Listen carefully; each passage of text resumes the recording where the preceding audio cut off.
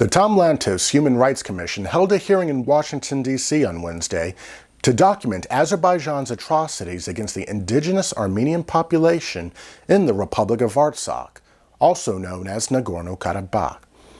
The conflict in the Southern Caucasus region is long-standing, especially in the post-Cold War era, when the international community failed to recognize the Armenians' right to self-govern on their ancestral land.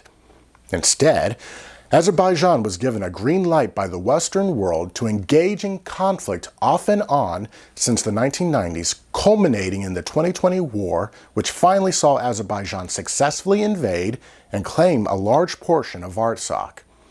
Even after a ceasefire in the fall of 2020 was supposed to halt the conflict, the former ambassador at large for religious freedom, Sam Brownback, has witnessed only further aggression from Azerbaijan. We've got 120,000 Christians that are being strangled, blockaded by Azerbaijan. It's against the peace agreement. It's against what the International Court of Justice has found.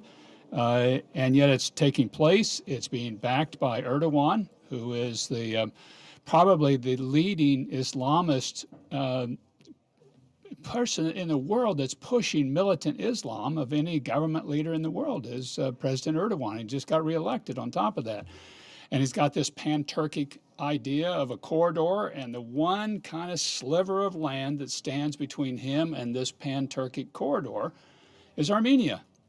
And so there were 3 incursions into Armenia proper the week we were there on the fact-finding trip.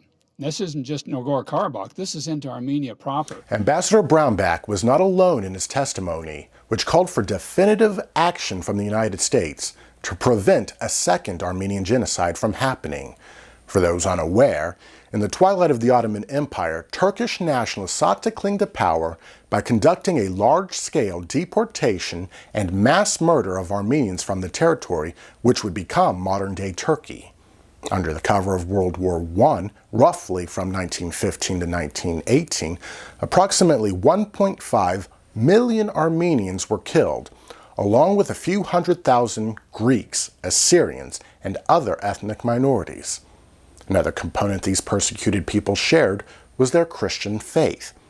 Ever since the Ottoman Turks invaded the former Roman Empire under the banner of Islam, they have brutally assaulted, killed, and enslaved the indigenous Christian populations, and not even becoming a supposedly secular republic has changed the way Turkey or its Turkish cousins in Azerbaijan conduct business. And we've already heard President Aliyev saying, well, Yerevan is part of historical Azerbaijan.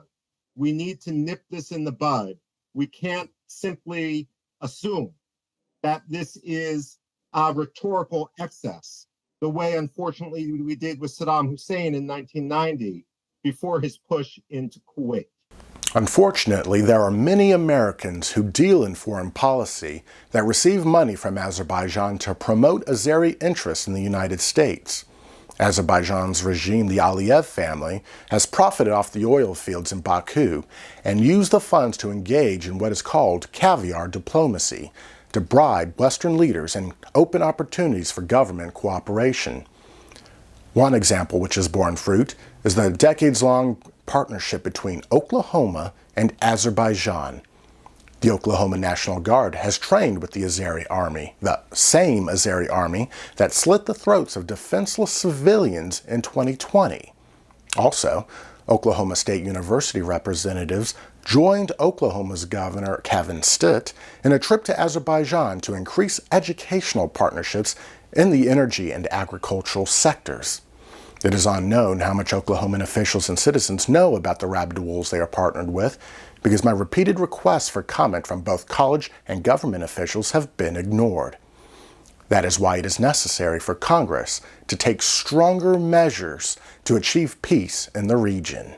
That we need to ensure that the laws which are on the books are actually implemented. The waiver of Section 907 of the Freedom Support Act does not enable diplomacy. Moral equivalence does not work. Impunity invites aggression. It's also an affront to Congress. If the State Department finds that Section 907 and what the waiver requires is inconvenient, then it should go to Congress to pass a new amendment, to pass a new law. It can't simply willy-nilly override US law. I would argue that the logic that we can't enforce the US law because it would impede diplomacy is also inaccurate.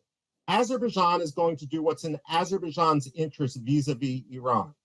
They're not doing it simply because we're allowing Azerbaijan to have some weaponry, which, as Ambassador Brownback has said, has been utilized against Armenia, not only the Armenian population in Nagorno-Karabakh, but against Armenia proper. Wednesday's hearing was but the first in a long line of work that must be done to prevent the ethnic cleansing of Artsak's Armenians. I will continue to report as much as I can. God bless you.